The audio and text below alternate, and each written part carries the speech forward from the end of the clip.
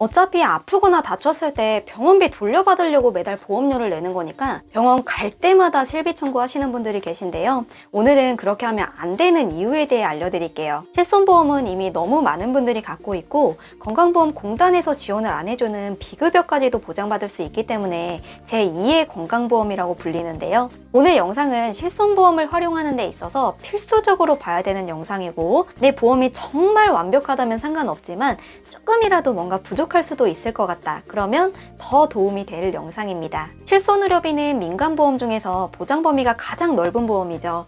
상해랑 질병 대부분의 활용이 가능하고 입원과 통원 시 내가 쓴 병원비를 자기부담금 공제하고 돌려받을 수 있기 때문에 보험을 딱 하나만 가입해야 된다면 저는 무조건 실비를 추천드립니다. 그만큼 중요한데 문제는 정말 자잘한 병원비까지도 청구를 한다면 이 청구 이력이 다 남는다는 거죠. 이 이력들은 신용정보통합조회 시스템이라는 곳에 남게 되는데요. 이 시스템을 각각의 보험회사들이 조회할 수 있습니다. 그래서 만약에 새로운 보험을 가입해야 된다면 고지사항이 아닌데도 불구하고 심사에 영향을 끼치게 되는 겁니다. 먼저 보험을 가입해본 분들이라면 가입 전에 보험회사에서 정한 알릴 의무에 따라서 고지를 해야 되는 건 아실 겁니다. 최근 3개월 이내, 1년 이내, 5년 이내 고지 의무가 있지만 분명히 여기 해당이 안 되는데도 내가 병원 갈 때마다 열심히 보험을 청구한 이력 때문에 가입하려고 하는 보험에 제한이 생길 수도 있다는 거죠. 3개월 전에 배가 아파서 병원 가서 위내시경을 했는데 단수 위염이라 일주일치 약 타 먹었어요. 내시경 했으니까는 보험금 청구했겠죠. 원래 3개월이 지나면 고지사항이 아니지만 청구 이력이 남기 때문에 위에 대해 3년이든 5년이든 전기간이든 보장이 제한되는 부담보가 잡혀버리게 됩니다. 부담보 말고 할증이 될 수도 있는데요. 할증은 건강한 사람들이 가입하는 표준형 상품으로 가능하지만 어디가 아팠던 분들은 건강한 사람이랑 똑같은 기준으로 가입시켜준다면 좀 형평성이 맞지 않잖아요. 그래서 위험 요소만큼 보험료를 더 받겠다고 하는 겁니다. 보통 전체적으로 할증이 잡히는 것보단 좀 관련된 특약에 대해서 할증이 되는데요. 예를 들어 위장에 대한 치료력 때문에 할증이 잡히는 거라면 위장이 아팠던 거랑 뇌심장은 상관없으니까 암 관련 특약이라든지 질병 종수술비에 대한 부분 할증이 잡히는 경우가 많습니다. 그래서 당연히 치료비가 많이 나왔다면 청구하는 게 맞지만 저는 통원 치료에서 한 3만 원, 5만 원 미만이라면 청구하지 않습니다. 병원에 자주 가는 것도 사실 습관이거든요. 이 간단한 내과 진료나 이비인후과, 피부과, 정형외과, 산부인과 등등 심각한 질병이 아닌 경우에 대체로 단순감기나 장염, 허리 통증으로 통원하실 텐데요. 솔직히 이런 내용들이라면 물려받을 실비보험금이 얼마 되지도 않잖아요.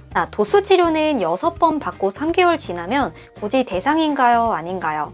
5년 이내 7번 연속 치료가 고지 대상이기 때문에 정확하게는 고지 대상은 아니에요. 근데 6번 받고 실비 청구한다면 이 보험 가입하거나 리모델링 하실 때 상해 쪽은 대부분 다 거절됩니다. 그러면 상해 관련 특약들을 넣고 싶다면 운전자 상해 플랜으로 빼야 되는 거죠. 그리고 어떤 검사를 했다면 예를 들어 초음파나 내시경 같은 걸 하고 보험금을 받았다면 이 보험회사에서 검사 결과지를 첨부하라고도 합니다. 중요한 건 검사 결과가 정상이면 결과지를 첨부했을 때 아무 상관없어요. 근데 결과상 뭔가 이상 소견이 있었거나 다른 질병에 관해서 동반 진단이 있었다면 그 부분은 가입할 때 또 다른 문제가 될 수 있는 내용이죠. 그래서 이런 소액 치료비까지 수시로 청구한다면 기록들이 계속 누적돼서 내가 새로운 보험을 가입하고 싶을 땐 불리해질 수밖에 없습니다. 또 실비 청구를 많이 하면 이 보험회사에서 인수를 잘 안 해주려고 해요. 보험회사는 공기업이 아니잖아요.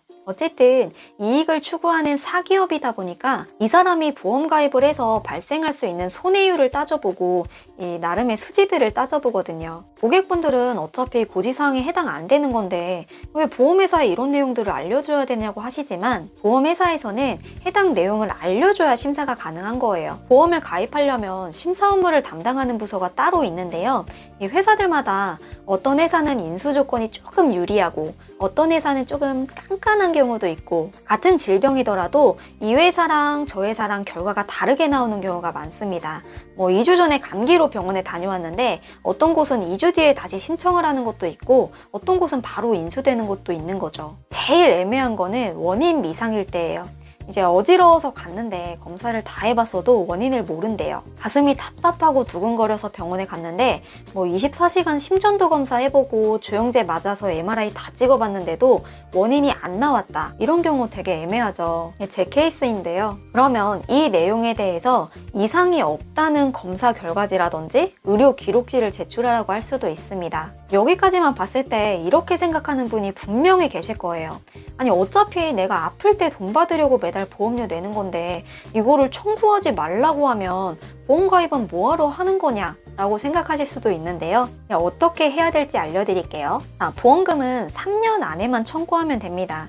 어차피 보험금 청구 소멸시효는 3년이기 때문에 3년 안에 언제든지 보험금을 청구해서 받을 수 있다는 거예요.